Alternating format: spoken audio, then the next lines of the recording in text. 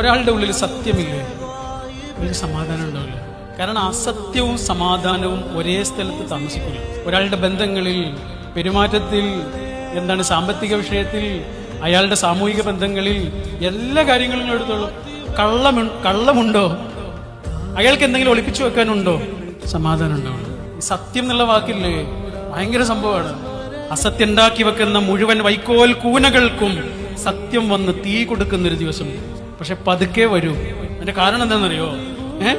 സത്യം എന്ന് പറയുന്നത് പടച്ചോന്റെ പേരാണ്. അങ്ങനെ 3 പേരുകളേ ഉള്ളൂ: സത്യം, വെളിച്ചം, നീതി.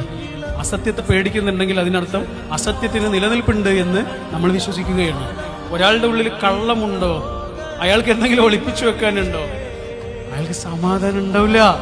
അതുകൊണ്ട് രാവിലെ സമാധാനമായി ഒരാൾക്ക് ഉണരണമെന്നുണ്ടെങ്കിൽ അയാളുടെ ഉള്ളിൽ ക്ലാരിറ്റി ഉണ്ടാവണം, ട്രാൻസ്പെറൻസി ഉണ്ടാവണം, ട്രൂത്ത് ഉണ്ടാവണം, സത്യം ഉണ്ടാവണം.